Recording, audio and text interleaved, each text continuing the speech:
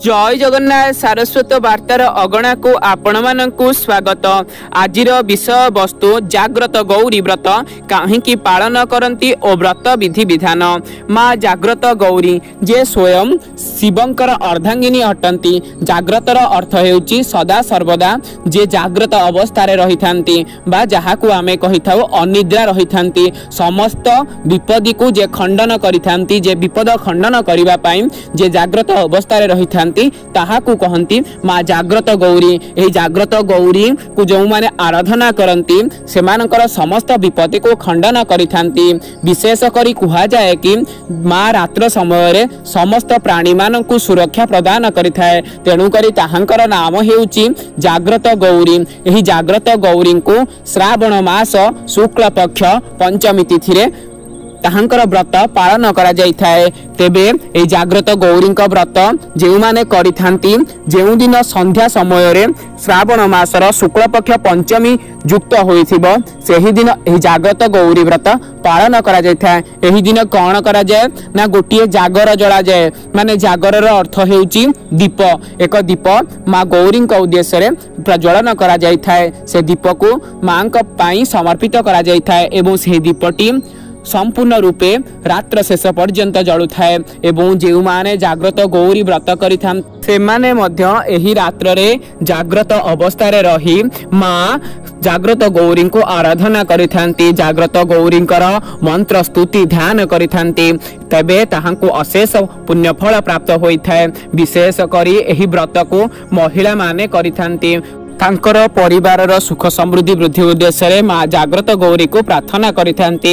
एवं एही दिन कुमारी कन्या माने जाग्रत रही माँ जाग्रत गौरी को आराधना करिथांती। तांको मनरे बांछा थाए कि माँ जाग्रत गौरी तुम्भे जेपरी अत्यंत कठोर तपस्या करी जेपरी आपणक पति को लाभ कले एवं शिव को प्रीत करि पारिले एवं ताहांकु पति रूप रे पाई पारिले सेही परी आमको मध्य आशीर्वाद करंतु आम्भको उत्तम पति प्राप्त हेउ। तेणु करी तोर व्रत करूचु माँ आमको आशीर्वाद करिवो आमको उत्तम प्राप्त हेबो जहा कि तू बर रूपे प्रदान करिवो।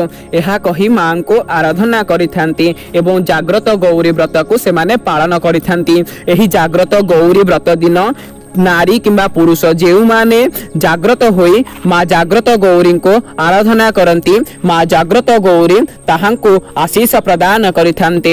तेणु करी प्रत्येक तंत्रविद माने एही दिन जाग्रत गौरी को पूजा करिथांते एवं अशेष कृपा लाभ करिथांती। एही परि भावरे जाग्रत गौरी को पूजा कले अत्यंत शुभ होइथाय। तेबे जाग्रत गौरी किपरि आरंभ करिवे माने व्रत को किपरि पालन करिवे आसंतु जानिबा। प्रथम जेउ दिन रात्र समय रे श्रावण मास शुक्ल पक्ष पंचमी तिथि भोग हेउथिबो सेही दिन प्रभात समय रे उठी नित्य कर्म समापन करी प्रथमे आपण जाग्रत गौरी पूजा पाई आपण मंदिर को जिबे।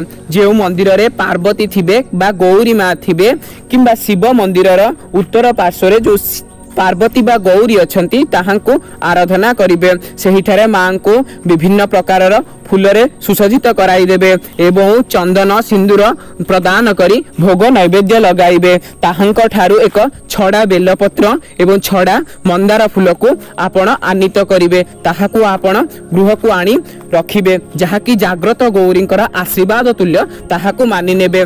ताहा परे कोन करिवे आपण जदि उपवास रे रही पारंती तेबे उपवास रहिबे किंबा फलमूल आहार करिवे एवं रात्र समय बा जो संध्या समय रे जाग्रत गौरी उद्देश्य रे प्रथमे एक दीप निर्माण करिवे। जेउ दीप की गुआ घृतर होइथिबो गुआ घृतर दीप को जालिबे।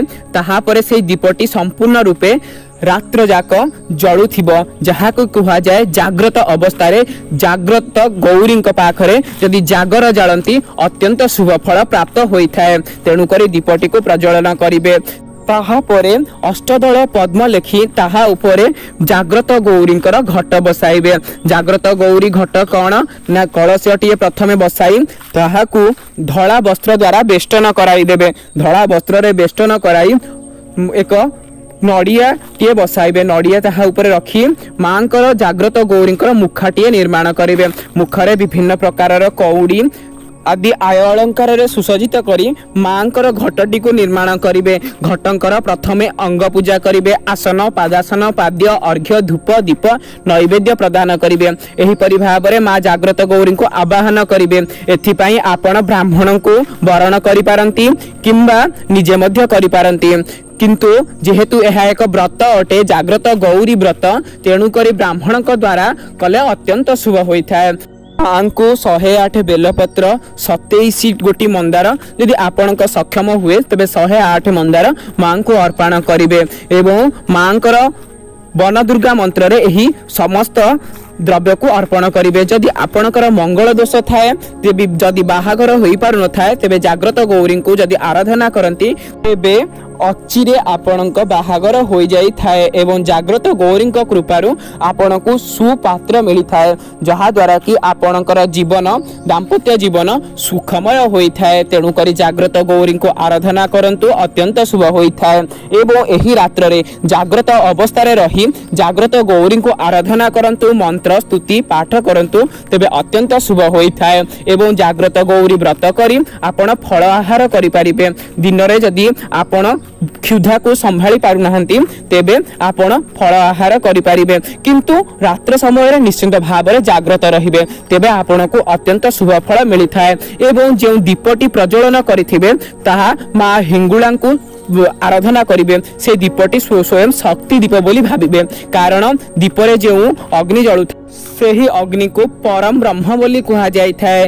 तेणु करी मां जाग्रत गौरींकर अग्नि रूपटी हेउची मां हिंगुळा। तेणु करी जो दीपटी जाली थिबे ताहाकु मां हिंगुळा बोली संबोधन करिथिबे एवं हिंगुळा बोली कही मां को आसन पादासन पाद्य अर्घ्य चंदन धूप दीप नैवेद्य प्रदान करिवे। से दीप को दीपर गर्भ को केबे खाली रखिबेनी तेणु करी कोनोसी खाद्य द्रव्य बा जहा कि नैवेद्य को प्रदान करिवे से दीप मध्यरे एवं से दीप को स्वयं अग्नि रूपी हिंगुळा बोली संबोधन करी ताहाकु प्रज्वलन करिवे एवं मां को से बेलपत्र अर्पण करिथिबे सेही दीप पाखरे। एही परि भाबरे जदि दीप को सम्मान देई थांती तेबे जाग्रत गौरी अत्यंत प्रीत होई थांती कारण मां जाग्रत गौरी सबु बेले जाग्रत अवस्था रे रही थांती। तेणु करी संध्या समय रे जेउ घरे दीप प्रज्वलन होई थाए तेबे मां जाग्रत गौरींकर आशीर्वाद प्राप्त होई थाए। तेणु करी तो कुहा जाए रात्रि समय रे संध्या दान करा जाए। संध्यार अर्थ हेउची दीपदान। तेणु करी दीपदान करंतु अत्यंत शुभ होई थाए। जाग्रत गौरी पंचमी दिन जदि आपण संपूर्ण रूपे गृह को आलोकमाला रे सुसज्जित करंती किंबा मां को पाखरे जदि दीप प्रज्वलन करंती तेबे जाग्रत गौरी अत्यंत प्रीत होई थांती। जदि आपण जाग्रत गौरींकर व्रत करि पारु नाहंती केवल मां जाग्रत गौरींक उद्देश्य रे जदि दीप प्रज्वलन करंती गृह रे अत्यंत शुभ होई थाए। तेणु करी श्रावण मास शुक्ल पक्ष पंचमी तिथि दीप प्रदान कले जाग्रत गौरींक उद्देश्य रे मां आशीर्वाद प्रदान करि थांती एवं कुहा जाए जेउ मानक घर संध्या एवं रात्र समय रे अंधकारमय करा जाए सेमानक घरे प्रेत वास करंती जाग्रत गौरींकर आशीर्वाद पड़ी न थाए। तेणु करी संध्या समय रे एवं रात्र समय रे निश्चिंत भाव रे सूक्ष्म आलोक जो प्रज्वलन करि थांती। तेणु करी निश्चिंत भाव रे एक आलोक वर्तिका निश्चिंत जालिबे तेबे अत्यंत शुभ होई थाए। संध्या समय रे जेउ माने घरे संध्याबती दियंती नाही सेमानक घरे प्रेतवास करंती। तेणु करी संध्या समय रे दीप प्रज्वलन कले मां जाग्रत गौरी अत्यंत प्रीत होई थांती। तेणु करी निश्चिंत संध्या दीप प्रदान करंतु एवं लक्ष्मी नारायण कृपा सह जाग्रत गौरींकर आशीर्वाद प्राप्त होंतु। जदि वीडियोटी भल लागि थाए निश्चित लाइक करंतु कमेंट करंतु शेयर करंतु एवं सारस्वत वार्ता को जदि नूतन भाव देखुथांती तेबे सब्सक्राइब करि नियंतु। रहुची नमस्कार जय जगन्नाथ।